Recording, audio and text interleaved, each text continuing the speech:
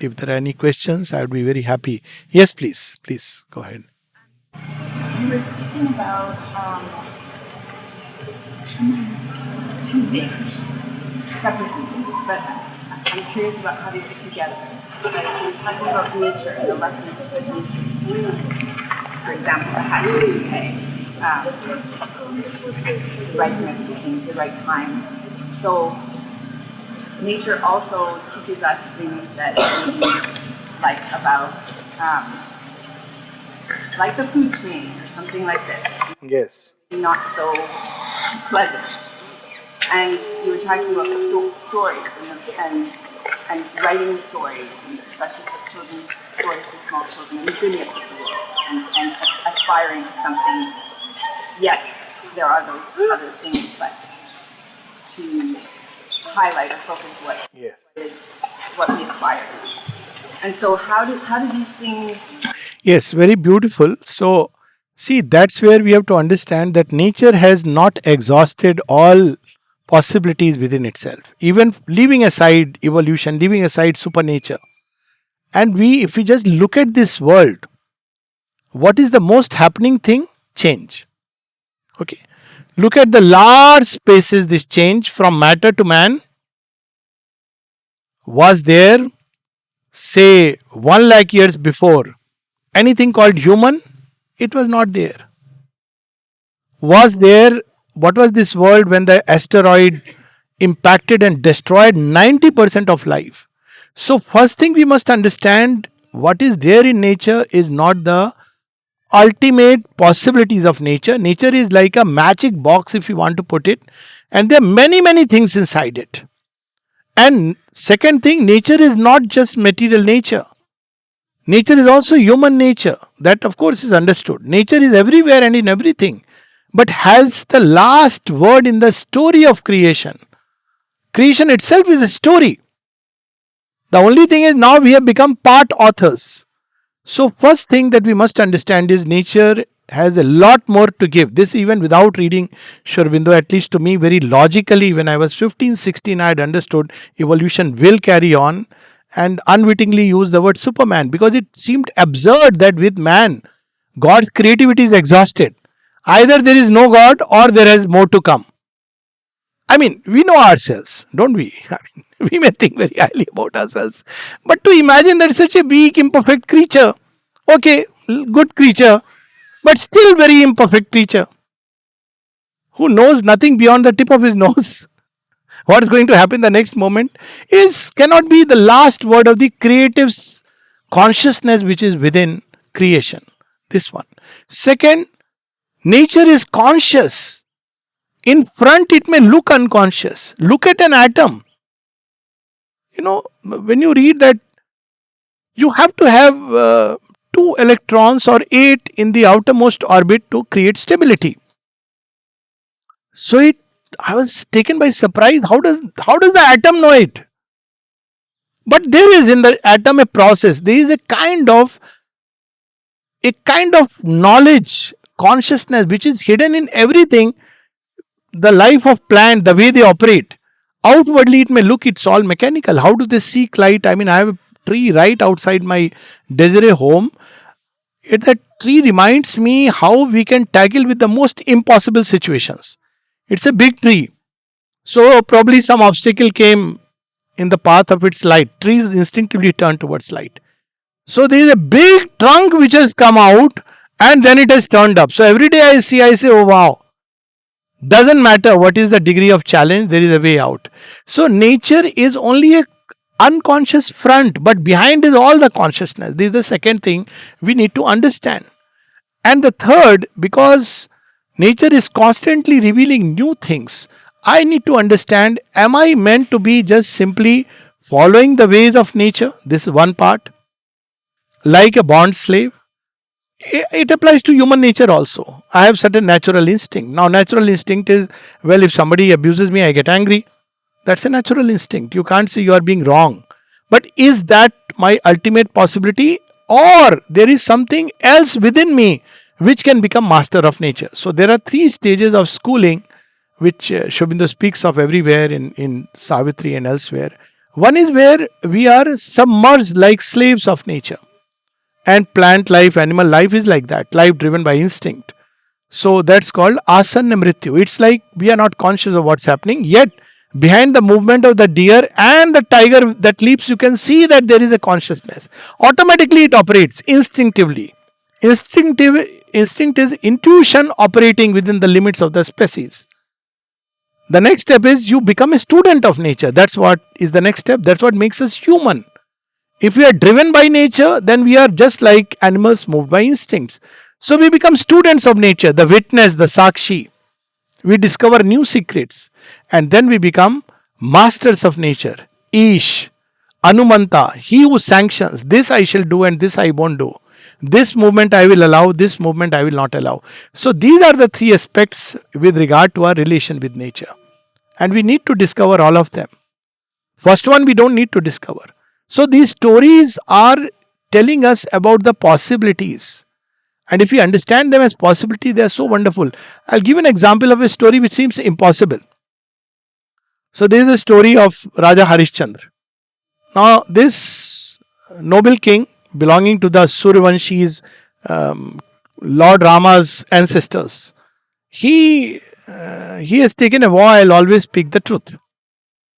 Now, what are the layers of truth? Suddenly, in a dream, he sees a rishi come and asks for his kingdom, and he gives the kingdom. It's a dream. Next day, the rishi comes.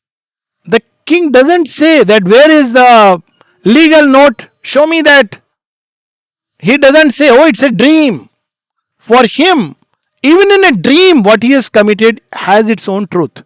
He gives the kingdom and walks away. He goes through ultimate sacrifices.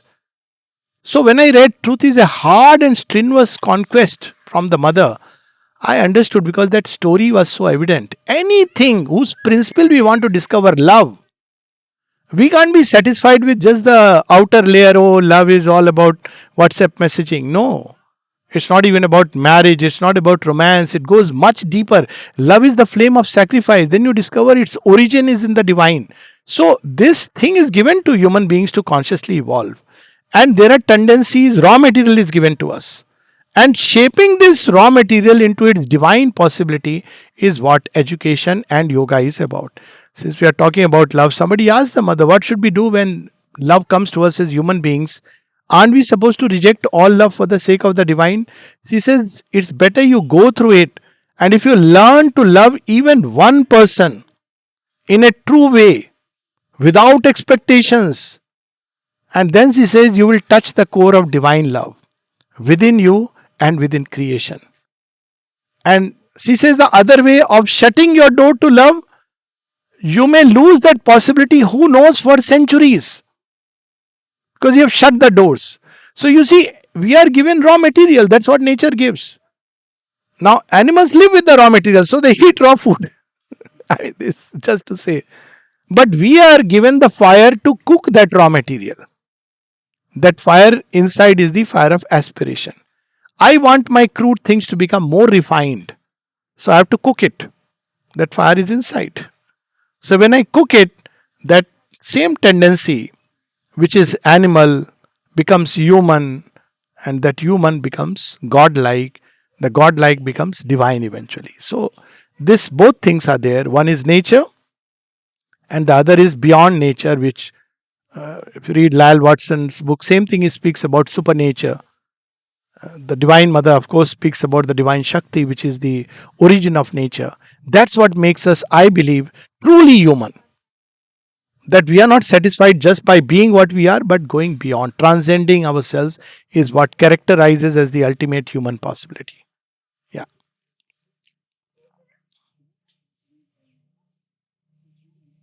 Anything?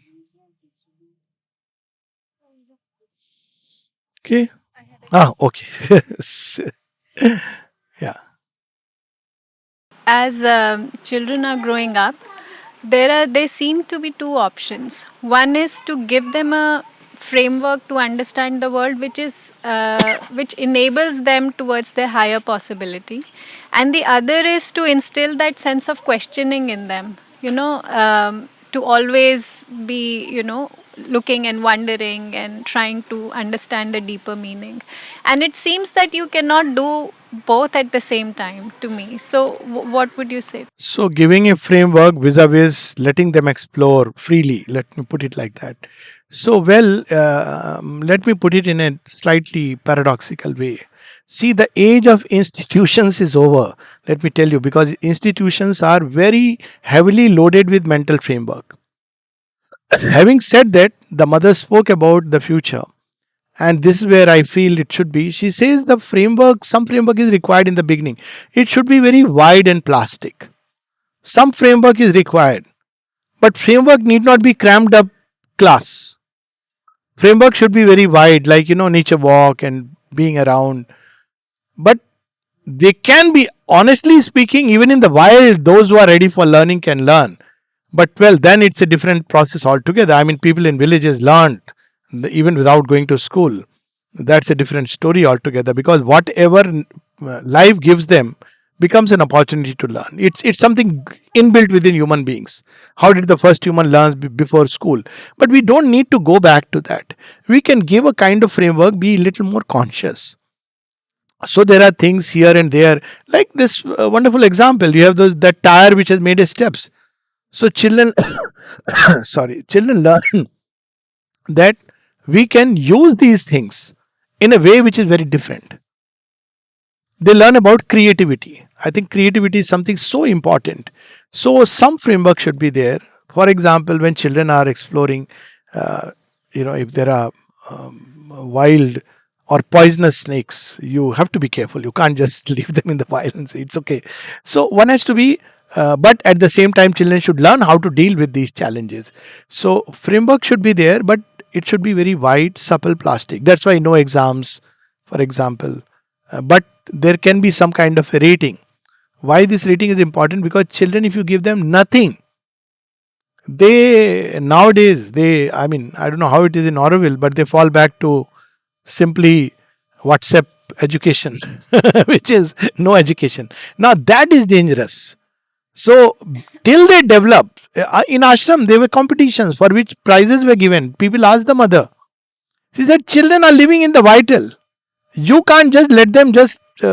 So vital first needs some kind of framework.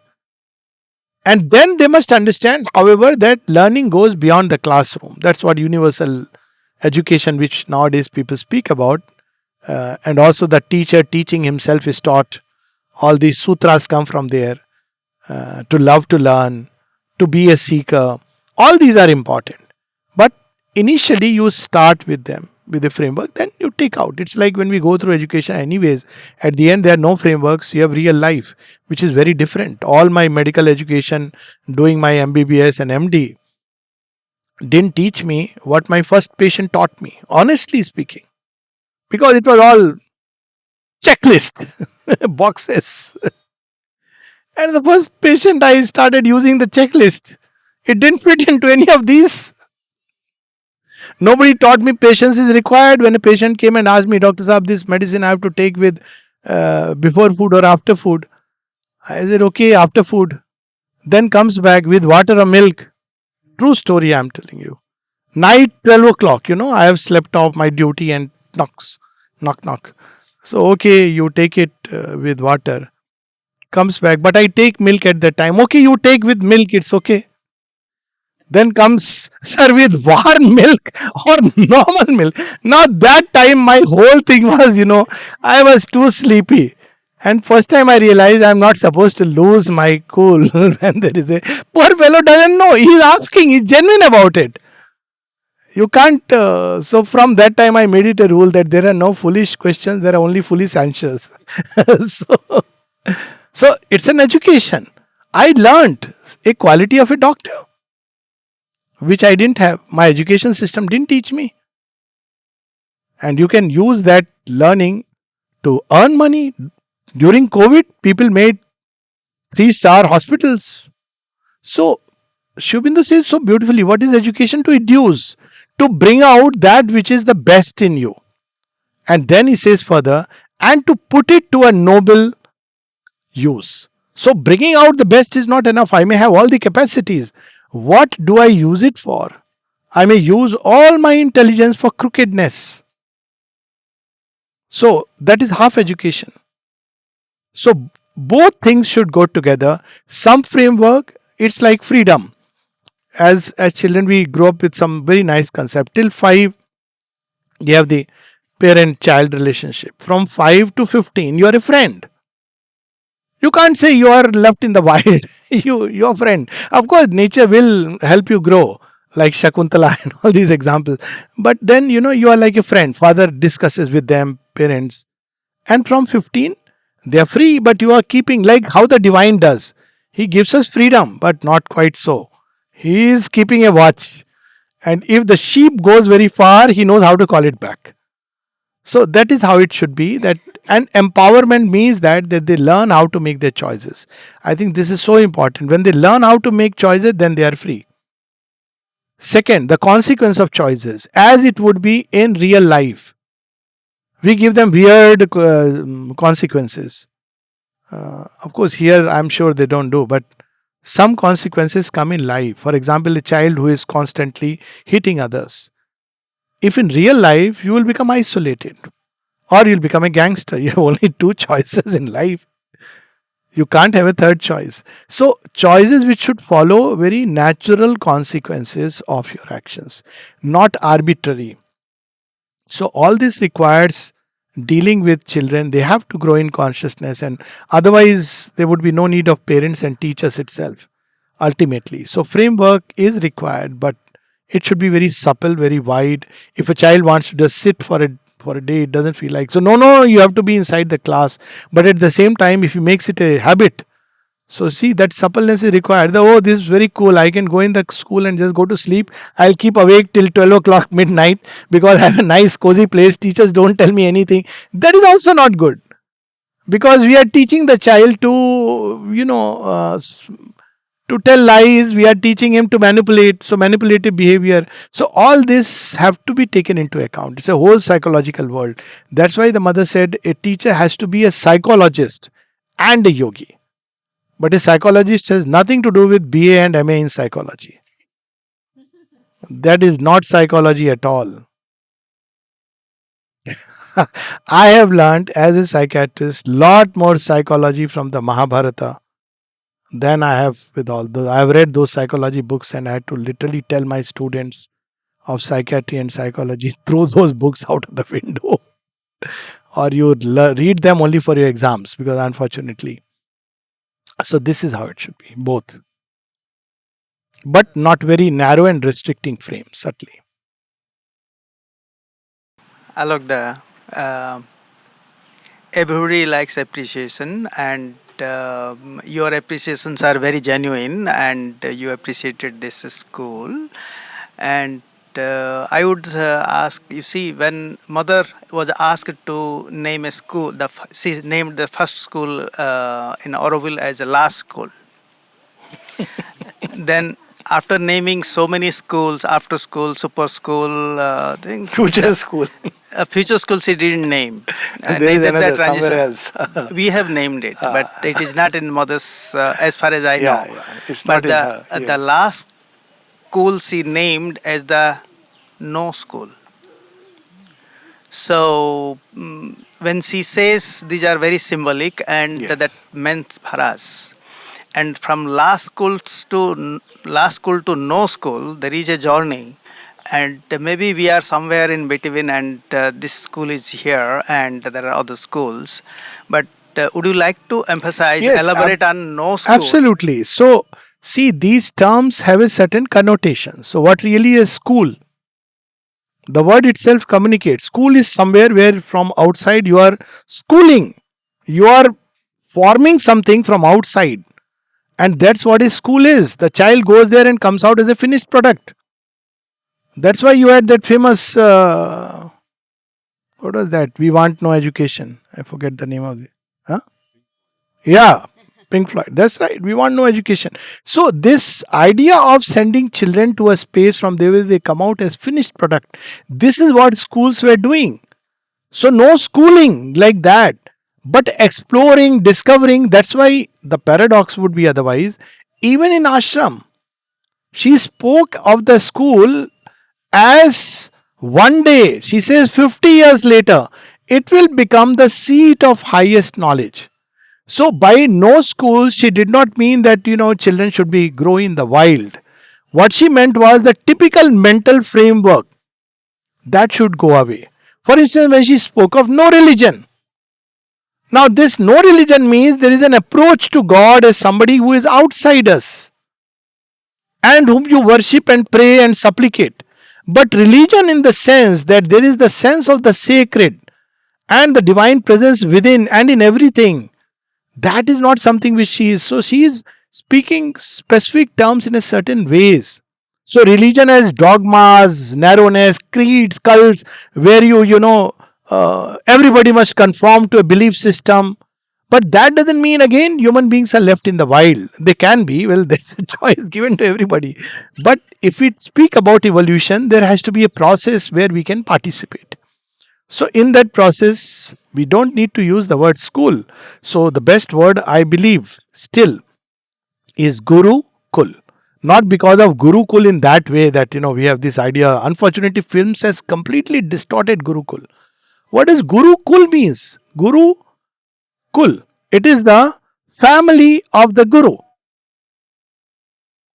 So, meaning thereby, if a child comes to, let's say, AHA, this is a Gurukul, and the entire space where he goes, this is developed, this whole space is developed around the truth revealed by Mother and Sri Aurobindo. That's what this whole thing becomes. So in the ashram also, children don't just go to school, they see the samadhi, they interact with everyone. So this is the whole concept. So it should be like a Gurukul. We don't need to use any word. We have to use some word. Maybe for this place, AHA is good enough. Let people understand whether it's a school.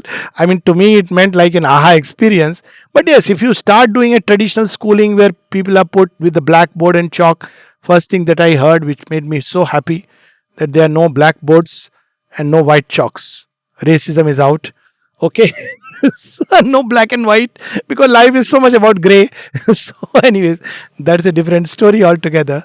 So, but there should be spaces. As I said, there should be spaces where they can learn and grow, and there should be teachers who are ready to facilitate that process. That's how Kathopanishad says.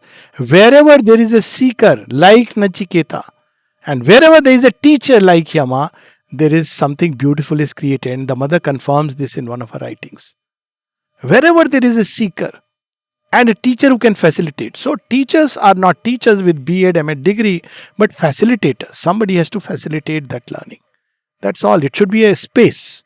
Call it by whatever name. That's each one's creativity. So yes, no school, but she didn't say education and education spaces should not be there. It's like she didn't want hospitals.